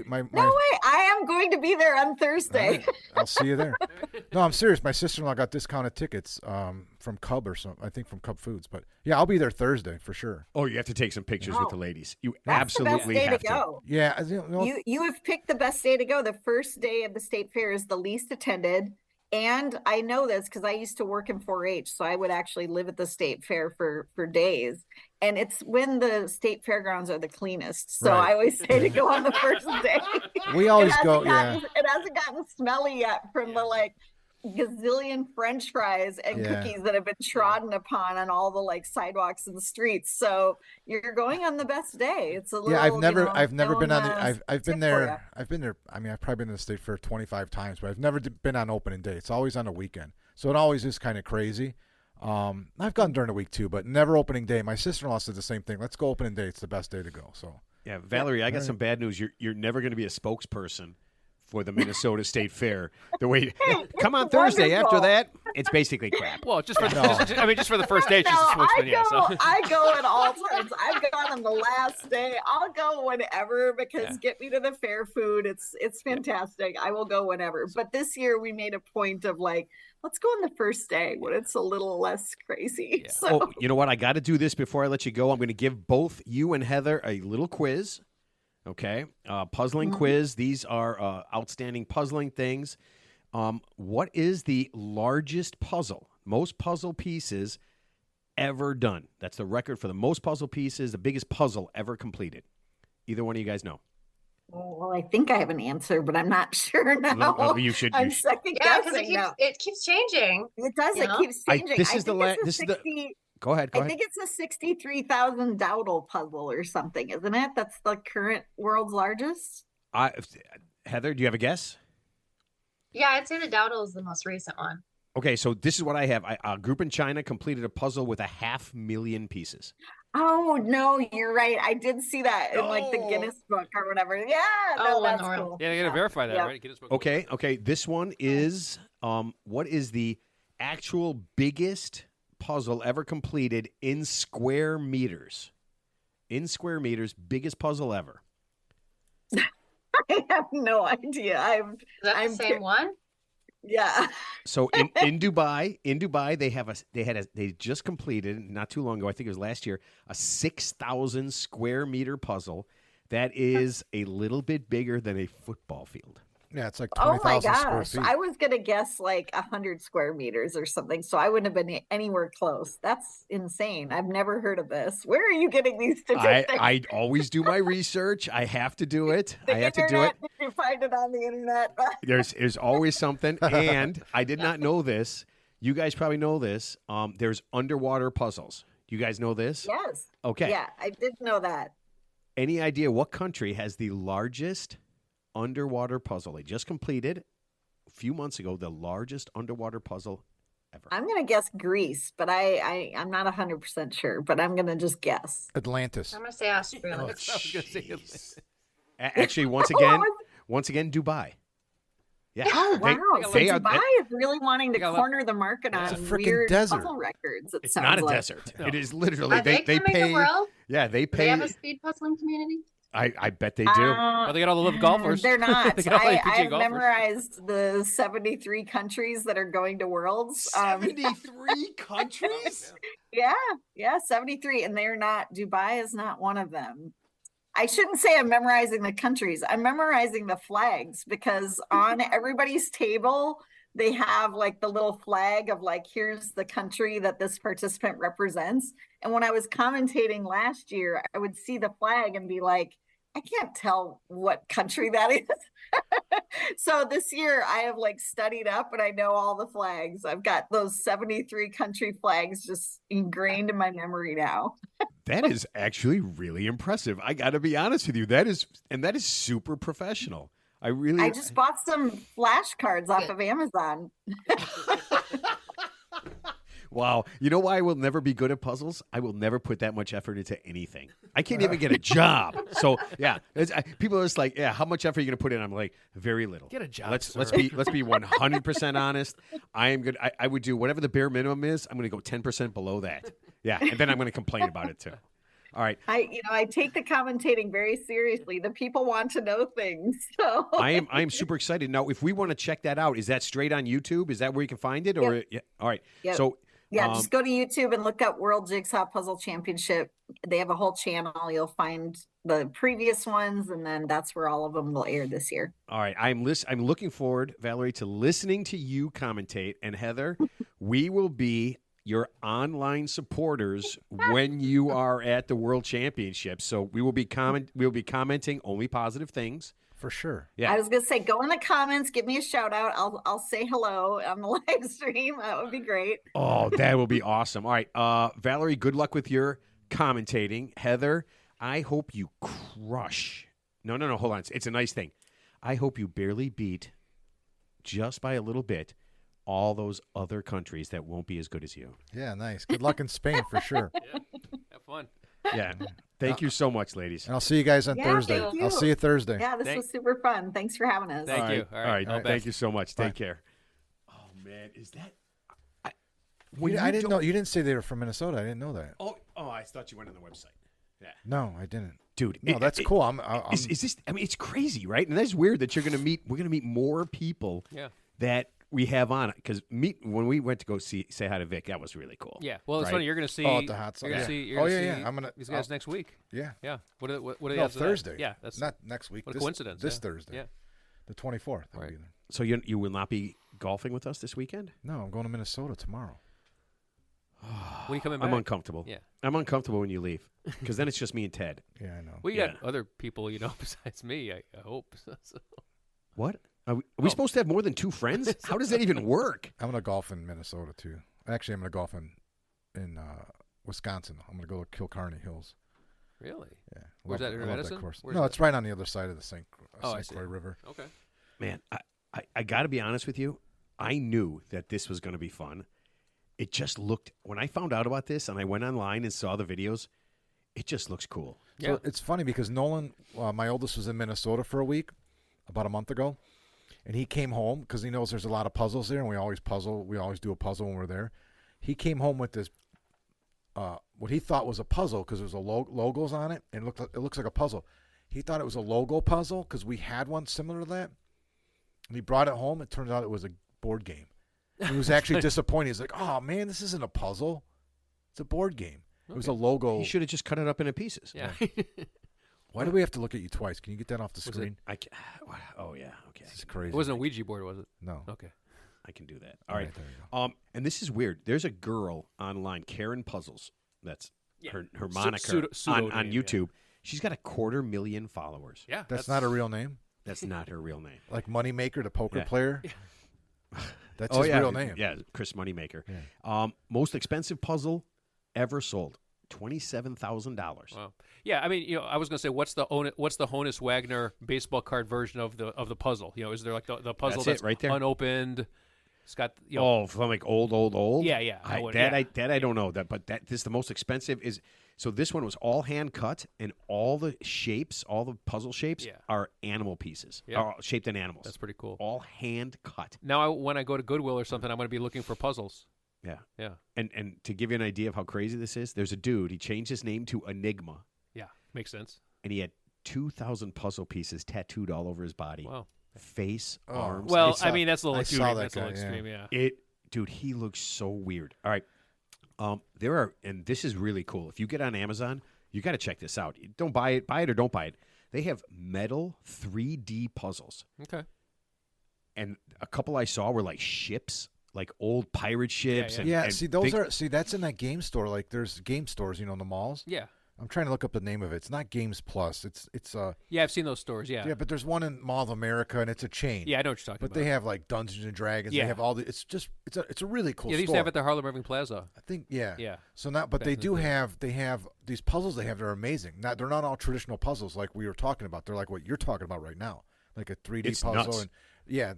You need an actual Almost tool. like models. They're almost like models. It is. Yeah. That's what I thought. That's what I was what looking it- at. yeah. It seemed a lot more like a model that you're building, but it was just pieces, and they don't tell you. It's just like a model when you lose the directions. Yeah. No, it is. I saw. Yeah, I know. I used to know do exactly models what all the you're time. talking about. My Yeah, dad and I did cars. airplane model or car We models. did cars, mostly cars, a couple airplanes, but mostly cars. Yeah. And it was pretty cool. Yeah. And of course, just so you know, and I don't want to bring this up because the ladies were here, but there's hardcore porn puzzles. I was just so going to say you know. there has But to the rabbit be. hole I went down was not hardcore porn. You sent the link to erotic puzzles. Yeah. Yeah, but that wasn't hardcore porn. No, but I didn't send you the link to that one. Yeah, I would. Yeah, but there's erotic puzzles, and then I had to go one step further. Exactly. I just Well, wanted to there's see a market. what There's a was market. there. There's a market for everything, right? To me, that's stupid. The erotic one was kind of cool. The erotic one, I mean, it was pretty Some cool. of them were. I mean, it's Yeah, it was, and they were equally the way I looked, equally guys and girls. Yeah. Yeah. Well, I think you accidentally sent me the gay one. I didn't accidentally send it to you. I sent it to you to show you that it was pretty wild. It was some really wild stuff, man. I was actually really surprised at that. But I mean, if you're selling 1.8 billion puzzles, they can't all be flowers and Well, of course, it has to be a eclectic mix of everything. What'd you say? What'd you say the Girl Scout cookie sales were per year? a lot. Dude, that is a It was mafia over of $1 mafias. billion. Over $1 billion. Okay. Oh yeah. So this is right up there. Yeah. Yeah. I mean, just It's professional a huge puzzling. business, like game boards. I mean, it's a trademarking business too, like Coca-Cola. They have those, the logo ones and stuff like that. Yeah. They're paying a lot of money to get the rights to sell that puzzle. Well, I mean, just those two ladies. I mean, think about that. Valerie and Heather both said that they have their puzzles and they sell puzzles, and it's Yeah. all part of that thing where people are kind of either trading it or selling well, it's a it. community. It's a have to, community. yeah, Yeah, you got- yeah. yeah. I mean, it makes sense. I mean, swap puzzles with somebody so you could do different puzzles, like reading the same book twice. I just realized something. Valerie doesn't know what I look like. I know what she looks like, but because the monitor is broken, she's not going to know what Yeah, I'm. I know. I was just So I'm going to go up to her at the fair. Hi, Yeah. I'm your number one I mean, fan. if she saw me on the Zoom, she would recognize me, right? And then she's I going mean, to take out a restraining order because she doesn't know who you are. Yeah. Well, I mean, yeah. Well, I'm not a creep, so I know how to handle myself in public. No, you have Ted. a big So three I will idiots. go So say you're going to hello. have your shirt on. So have number one, three idiots shirt like- on, hands above the waist. Yeah. That's the number Pants- two things I pants- think you got to do. Yeah. I'll probably be holding purses. Brush your teeth. What? 'Cause I'll be there with my wife, my sister-in-law, my mother-in-law. And they can't hold the. I'm joking. I don't hold purses. Thank God. You know that. He's a fanny pack Wait, guy. I know that. Yeah, I don't hold a purse. He's a fanny pack guy. So you're just the kind of guy who won't do. They don't that. bring their purses in the fair anyway, so. No, it's just stuff you can get cotton candy on and spill. No, everything's on a stick. Elephant That's ears. the thing. Everything's on a stick. Hot dog. What? Everything is on a stick at the state fair. Yeah. What's the corn dog? Prono Pups, that's the name brand, but corn dogs, I everything haven't on had a a corn stick. dog in forever. Yeah. So you Been get forever. Prono Pups is a big one there. What's but you Prono? get- What is that? It's a name brand for a corn dog, Oh, but it's a okay. little bit different. It's a different cornmeal. The outside's a little bit different. But Pronto Pups are the most popular one there. But you can get everything on a stick, meat on a stick. You can get ribs on a stick. You can get Dutch egg on a stick. You can get What's a Dutch egg. yeah? What's a Dutch egg? A Dutch egg is a hard-boiled egg wrapped in sausage and then breaded and deep fried on a stick. Well, I'm not. That's as a long Dutch as egg. as long as there's bacon and I'm deep fry, passing. it's good. Yes. Bacon on a stick. I mean, if did you- have a Snickers bar, a deep fried Snickers They bar. got those. They got all the desserts on a stick. It's just too much, man. It's just it's a yeah. bit much. It was. I think it was Snickers bar dipped in like marshmallow, dipped in chocolate, dipped in peanuts, then a batter, and then it was just. Yeah. I'm telling you, man, it was so big, Yeah. and there's so much crap in there, but I had to try it. I mean, there's a place in the South, I think it's called the Heart Attack Grill, where it's one of those contests where if you could eat this meal, you get it for free, but it's like an 8-stack burger with bacon, egg, and they just deep fry the whole thing. And it's obviously as decadent as you can imagine. We're talking about like 10,000 calories, 1,000% cholesterol or Yeah, something. we were gonna have the guy who runs that place. I was talking to him to have him on. Yeah. But he goes, this is what he said. He goes, man, I'm really busy. So I said, let's pick a day. He goes, I'm too busy to pick a day. He goes, you're just gonna have to call me the day that you guys record, and if I can do it, I can do it. And I'm just like, yeah, Who's that's this? From where? from Heart Attack Grill. Oh, okay. Yeah, and I'm just like, yeah, it's like, bro, that it just doesn't work like that, man. I can't, Yeah. I can't prepare for something that may or may not happen, and Yeah. then it's not. Yeah, he goes, but it sounds great. I'd love to be on, but yeah, I'm just super. busy. Where's the Heart Attack Grill?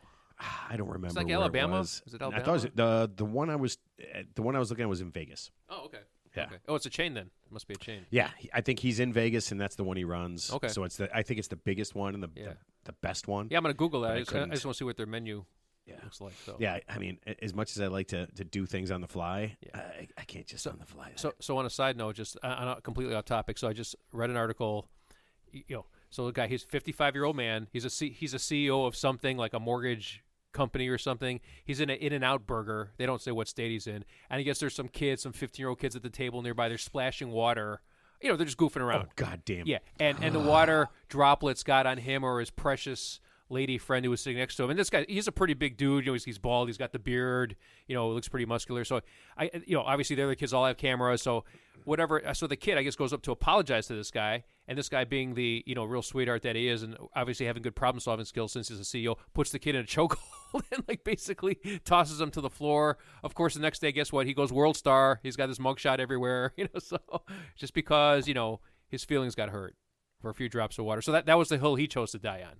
So we forgot to have that episode, the hill you want to die on. So No, that's a good one. that's the hill you wanted to die on. All right, so speaking of fast food, and we'll end it with this because this is just too good. Okay, you realize fast food will not be around much longer I didn't know that. for one simple reason: everyone who works at a fast food place is getting shot at. It's Yeah. constantly happening. It is Yeah. is literally constantly happening. I have no You're idea. just hearing about it more. Well, I mean, I don't know if it's like a higher expectation by the people who are driving through, like they just have unwarranted expectations about what food they're going to get, or if the people inside are just ridiculously It's the wild, incompetent. wild west. Or you hear about this one. So the guy, this really just happened recently. He tried to pay for his fast food with drugs. Yeah. and they wouldn't take the drugs. That's what. That's what. They Yeah. wouldn't take the drugs. So they wouldn't. So the guy comes It's not in. legal currency. So the guy comes Well, in. the guy paid with stamps. You could pay with stamps, though, right? You know what? Forever stamps. I have no idea, but Postage is legal. I immediately tenure. pictured Mark's voice. Sir, we can't take heroin for our hamburgers, sir. That's funny. Yeah. So he shoots at the drive. He goes in, right? Yeah. He makes his order, Yeah. and then he offers to pay for the food with Yeah, drugs. he's just bartering. That's all. It's called the barter system. It's a big deal. I think hard currency, some Yeah. kind. I Black, don't know if you black can take, market currency. Yeah, Bitcoin. I don't know what you can take. Yeah. So he ends up shooting at the kid, Yeah. taking the food or taking the money, and then drives off. Yeah. Okay. Now this same guy, he goes to a convenience store.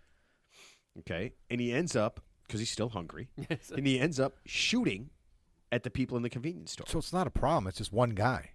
No, but It's the same guy. But he Every started. story. Everything starts. I know, just everything to- starts Yeah. at the drive-thru. He got triggered. He got Yeah. triggered really. Do you know how the fast. drive-through started? No. I have no idea. Oh, this- McDonald's started the drive-through in Oklahoma, I believe, big military bases in Oklahoma. Yeah, McAllister. So there was a yeah, maybe it was there. So there was a McDonald's on base, but there was a rule in the military where the men and women could not be seen in their combat gear outside of the base. Really? Yeah, so when they would get off of their training, they lived on base. So when they would get off work, they had their fatigues on or whatever it was, and the rule was you couldn't, go into McDonald's wearing that. You had to go home and change first. So what they did is they opened the drive-through so that they could stop, get their food, and then go home. Yeah, so they didn't have to get out of their car. Great idea. So they didn't have to get out of their car because they couldn't get out of their car. Yeah. So they created a drive-through specifically for that. You think they would have figured out that those people have guns and that eventually everyone's going to shoot at I them? don't think they had their guns on them. They leave them on the base. They do? Yeah. What if a war breaks out when they're not at work? I think it's just peacetime. It's training. I don't understand how anything works. I really, the whole world to me is just a little bit outside of my ability to understand. Sometimes we know. I really feel like that. I know. I I feel like that too. Yeah. About you. Wow. What are you really trying to say, Mark? No, that'd be great. I mean, everybody's got to have the dumbest friend.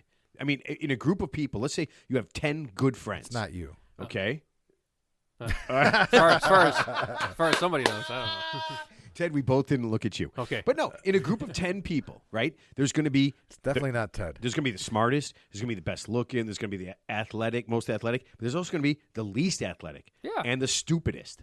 Well, and the ugliest. Let's It's not all go- relative. Yeah, It's all Right. relative. Right. It's like a sliding scale. It's Right. like my buddy Jimmy. He goes to this dive bar. I won't name of it because you guys have been there before. But it's a really dive bar. Morrison's. No, it's not a dive bar. He goes into this dive bar and he's like, dude, I love going to this place. Because he actually, at the time, he was off on Mondays or something like that. So he would go there like in the middle of the day.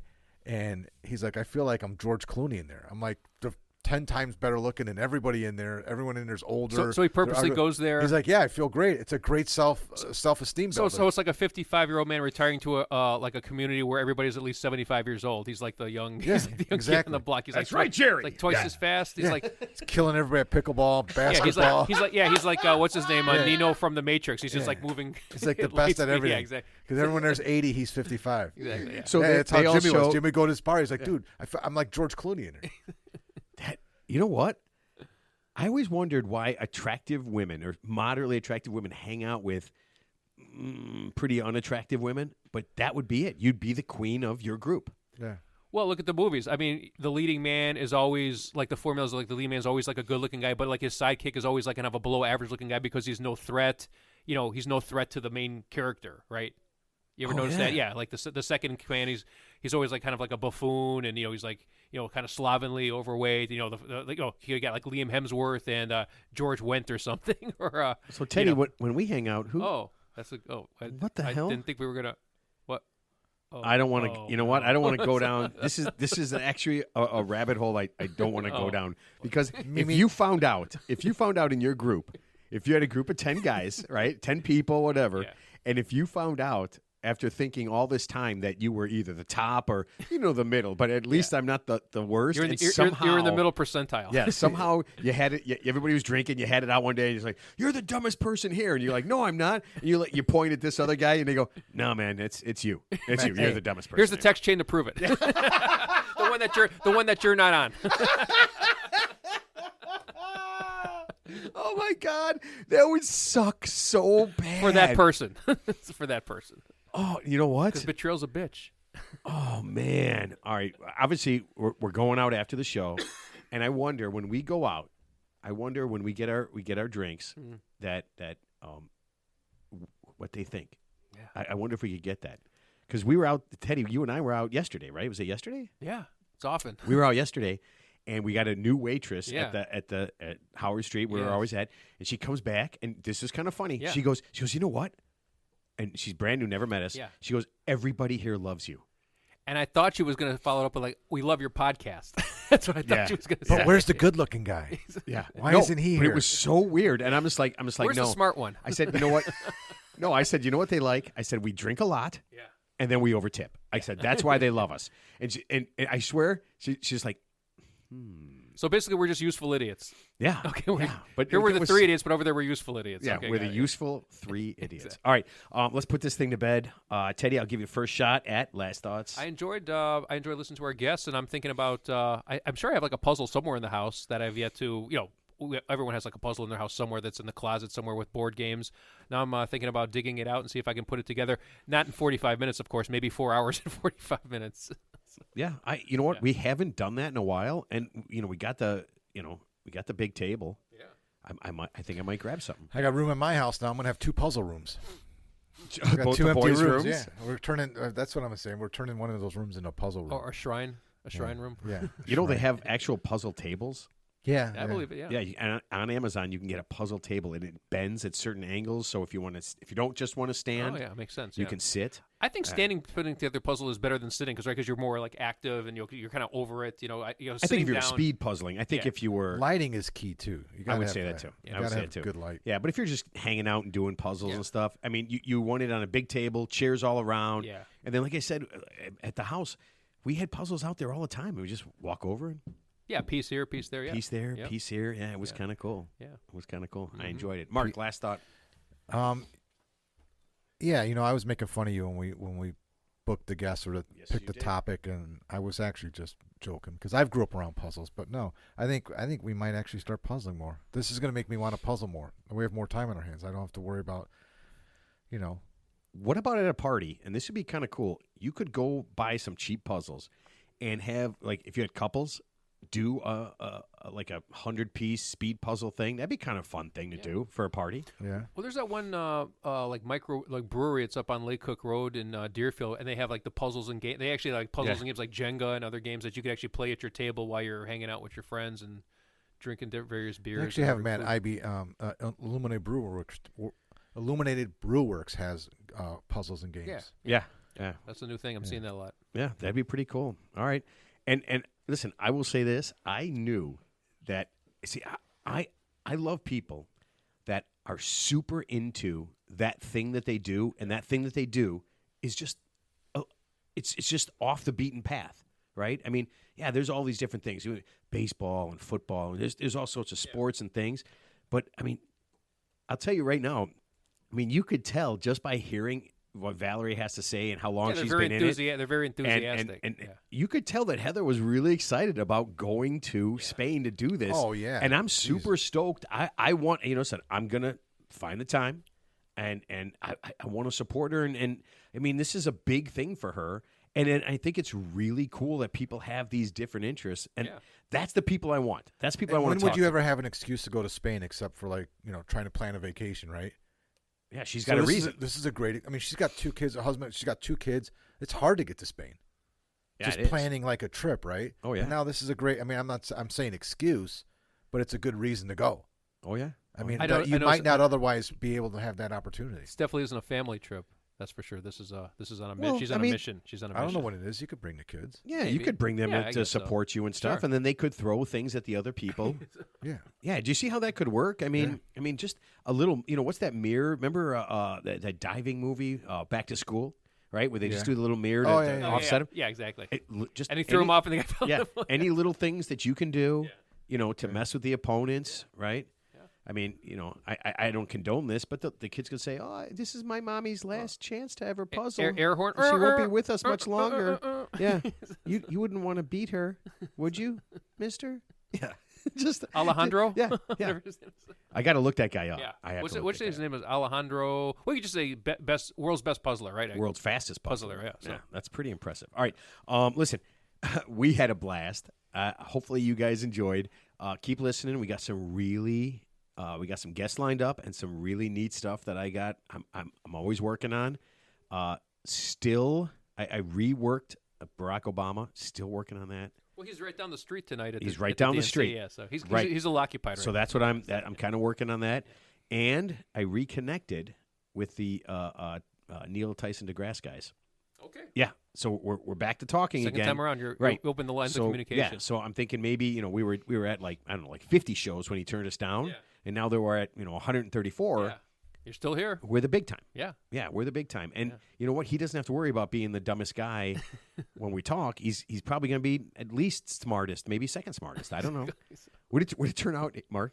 Would it turn out awesome if Ted just blew him away with some crazy shit that he said? Oh, like when he comes up with the name of the woman that murdered her husband with the poison. Remembers that Yeah. name or the type of poison that she used. Oh, I was going to All of talk a sudden, about he becomes like an idiot savant with Tyson Neil deGrasse on the show. Yeah. Like he starts talking about splitting atoms and how this works. or and like that the universe. works. Actually, the formula is wrong. It's like this is actually a Yeah. real Right, formula right. how the universe works. Sir, why is there an E here? Shouldn't it be a D?